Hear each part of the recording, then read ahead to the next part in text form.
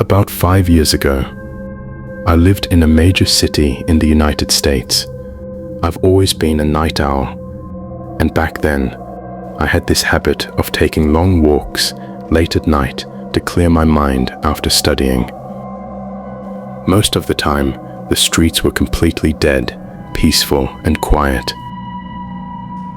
One Tuesday night, around 2 a.m., I was walking through a fairly high-end neighborhood near a massive park. It was a beautiful, clear night. As I looked down the long, empty sidewalk ahead of me, I noticed the silhouette of a man walking in my direction. At first, I didn't think much of it. It's a city, after all. But as the distance between us closed, I realized he was moving in a very strange way. He wasn't just walking. He was dancing. It looked like a distorted, jerky waltz, but he was moving incredibly fast, almost like a cartoon character. He would take a few quick, sweeping steps forward, stop, tilt his body, and then drift forward again. I stopped under a street lamp and watched him.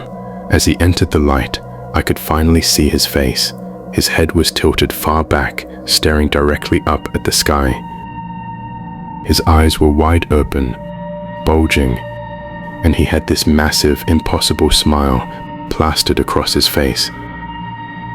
It wasn't a smile of happiness. It was a rigid, psychotic grin. Seeing this, a wave of pure terror hit me. I immediately decided to cross the street to put some distance between us. I stepped off the curb, crossed the asphalt, and kept my eyes on him. But the moment I reached the other side, the man changed direction.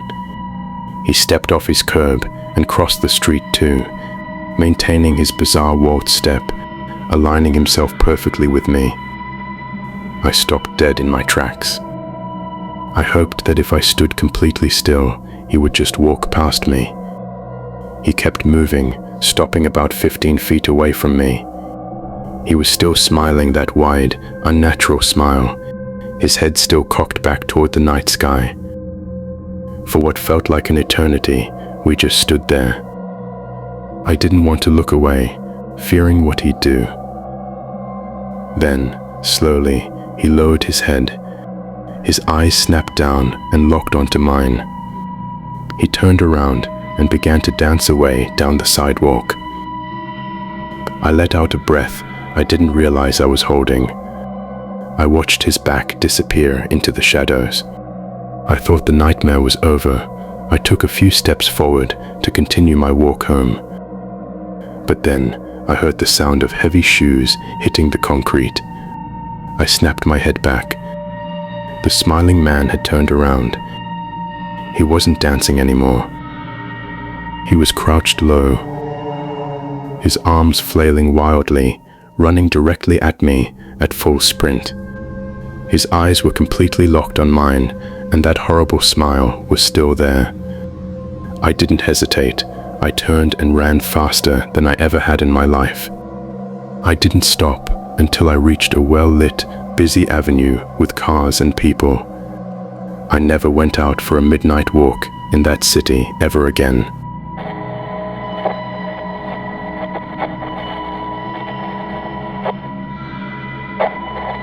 A few years ago, I lived completely alone in a secluded cabin located deep in the dense forests of the Pacific Northwest. My closest neighbor was miles away, and my only companion was my dog, a large German Shepherd mix named Bear. I loved the isolation, the quiet nights, and the separation from the chaos of the city. But everything changed during the autumn of that year. It started on a Thursday night around 1 a.m. I was sitting in my living room reading a book when the forest outside went completely silent. If you live in the woods, you know that a sudden silence means a predator is nearby. Bear, who usually slept soundly on the rug, suddenly stood up. His ears were pinned back, and a low rumbling growl started in his chest. Then I heard it. Coming from the thick tree line right outside my property, someone was whistling. It wasn't a random, frantic whistle. It was a slow, cheerful, and perfectly clear melody, like a nursery rhyme. It sounded incredibly casual, as if someone was just taking a pleasant stroll through the pitch-black woods.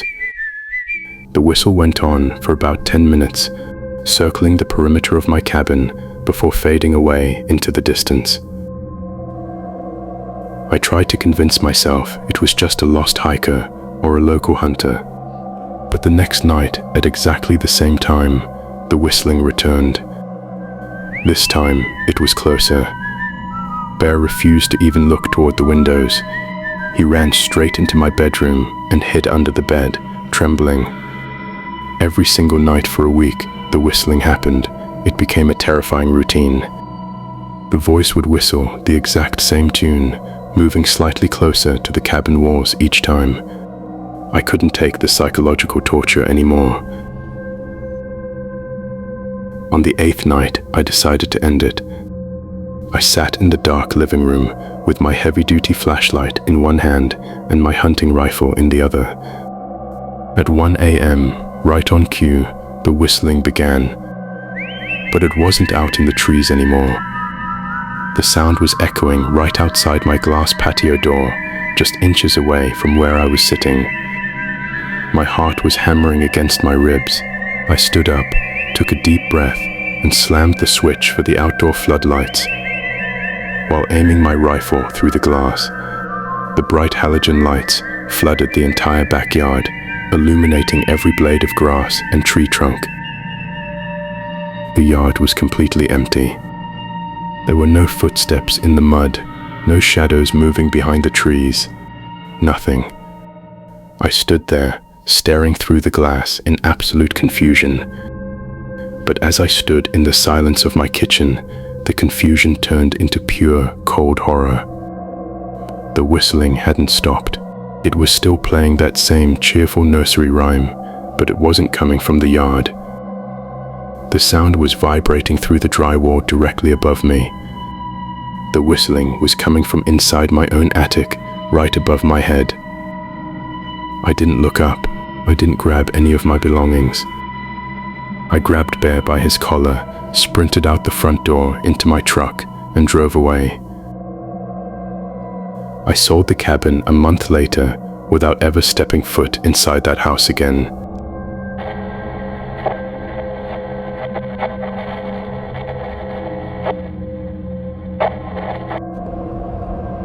This happened to me when I was a college student, driving home late after spending the weekend at my parents' house.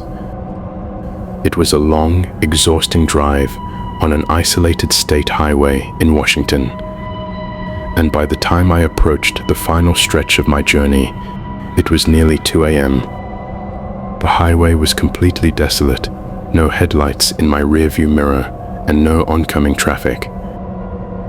Up ahead, the highway narrowed down as it transitioned into a long concrete overpass bridge that spanned across a deep, rocky ravine. As my headlights swept over the entrance of the bridge, I noticed a vehicle parked dead in the center of the road. It was a silver sedan, positioned horizontally across the lanes, completely blocking any vehicle from passing through. Its hazard lights were blinking. Standing right next to the driver's side door was a young woman. She was waving her arms frantically in the air, her face twisted in what looked like absolute panic and distress. My immediate instinct as a human being was to slow down, pull over, and help her. It looked like a classic car breakdown in the middle of nowhere. I took my foot off the gas pedal and began to apply the brakes. But as my car crept closer, a strange, overwhelming feeling of dread washed over me. Something about the scene felt artificial. I looked closely at the silver sedan. Even though its hazards were on, I could see faint white smoke coming from the exhaust pipe. The engine was still running. Furthermore, her car wasn't pulled to the shoulder. It was perfectly depelunken, strategically placed to force any oncoming car to come to a complete dead stop. My gut was screaming at me that this was a trap. I looked at the woman again. Her frantic waving seemed mechanical, almost like an actress putting on a performance. I knew that if I stopped my car on that dark, isolated bridge, I would be completely vulnerable. I made a split-second decision. Instead of pressing the brakes, I slammed my foot down on the accelerator. My engine roared and my car launched forward. The woman's eyes went wide with shock as she realized I wasn't stopping. She didn't look hurt or scared anymore. She looked furious. She scrambled backward, pressing herself against her car door as I aimed my vehicle for the tiny, narrow gap between the front of her bumper and the concrete guardrail of the bridge. As my car rocketed past her sedan, my high beams illuminated the dark, unlit walkway beneath the bridge's concrete pillars. My heart dropped into my stomach. Crouched down in the shadows of the bridge, just waiting for my car to stop, were three large men. They were wearing dark hoodies, face masks, and they were holding heavy iron chains and crowbars. The woman wasn't stranded. She was the bait for a violent carjacking, or something much worse. I flew across the rest of the bridge at 80 miles an hour, tears streaming down my face from the adrenaline. I called the state police the second I got a cell signal, but when they arrived at the coordinates, the silver sedan and the group were already gone.